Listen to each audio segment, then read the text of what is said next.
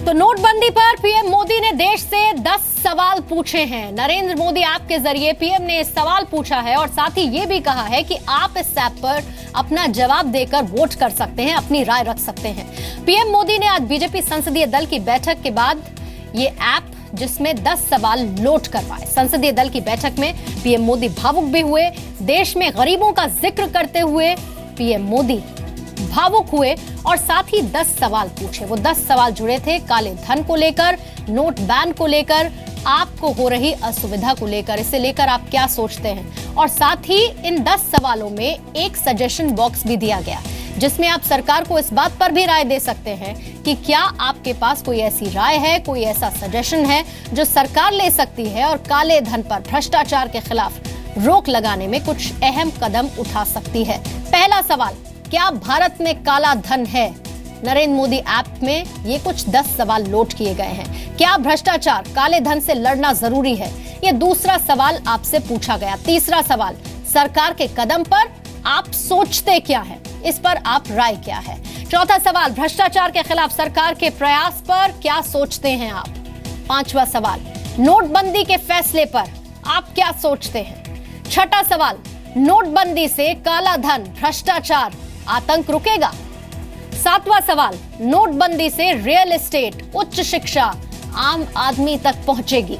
आठवां सवाल, नोटबंदी पर असुविधा को कितना महसूस किया आपने? नौवां सवाल, भ्रष्टाचार के विरोधी अब इसके समर्थन में लड़ रहे हैं, इससे लेकर आप क्या सोचते हैं?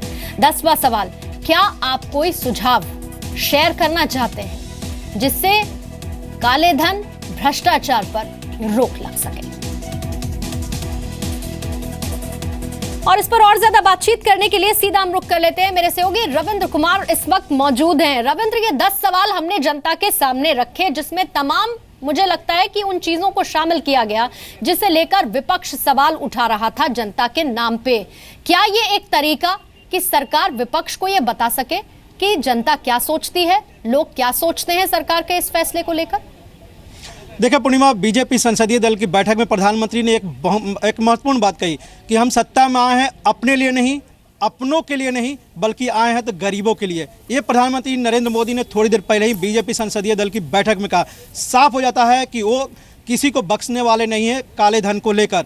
और जिस तरह से प्रधानमंत्री ने खुद कहा कि इसके बारे में बहुत कम लोगों को जानकारी थी, बहुत दिनों से ये चलाया जा रहा था, किसी को जानकारी नहीं दी गई थी, तो कहीं ना कहीं काले धन को लेकर प्रधानमंत्री काफ़ी सख्त है। लेकिन जिस तरह से विपक्ष आरोप लगा रहा था कि लोग परेशान हैं और उस आरोप के कारण से संसद की कार्रवाई नहीं चलने दी जा रही थी, प्रधानमंत्री ने अपने ऐप के जरिए लोगों से कनेक्ट करने की कोशिश की है, लोगों से संवाद करने की कोशिश की है। और पूर्णिमा, आपने भी देखा होगा जी, आधे घंटे हुए और हजारों लोगों ने उस पर अपना संदेश दिया है। तो कहीं ना कहीं एक बड़ी पहल है प्रधानमंत्री नरेंद्र मोदी की। और जो आरोप लगाया जा रहा है विपक्ष के जरिए बीजेपी के ही नेताओं और मंत्रियों की नज़र में कि ये कहाँ है किसी नियम के तहत कि प्रधानमंत्री सदन में हमेशा मौजूद रहे, जिस तरह की राज्यसभा में डिमांड हो रही है।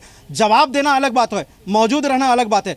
आप बहस करिए, उसका जवाब प्रधानमंत्री देंगे या दूसरे नेता देंगे, लेकिन एक तय बात है कि अगर लोकसभा में अगर इस पर बहस होती है तो प्रधानमंत्री वहां जवाब देंगे। तो कहीं ना कहीं विपक्ष की धार को कुंद करने के लिए जो आरोप लगाया जा रहा है, चाहे ममता बनर्जी आंदोलन की बात कर रही हो, राहुल गांधी एटीएम में जाकर लोगों से संवाद कर रहे हैं, अरविंद केजरीवाल इस पर रोक लगाने की बात कर रहे हो, या मायावती कई तरह के आरोप लगा रही है, सभी का जवाब प्रधानमंत्री ने इस ऐप के जरिए दिया है कि लोग क्या चाहते हैं और उनकी बात वो मन की बात में रखेंगे कि लोगों की यही मन की बात है, काले धन पर रोक लगे और जो सियासत कर रहे हैं वो गलत है। ठीक, और हो सकता है कि इस पर एक बयान भी प्रधानमंत्री मोदी की तरफ से आए। बहुत बहुत शुक्रिया जानकारी देने के लिए रविंद्र।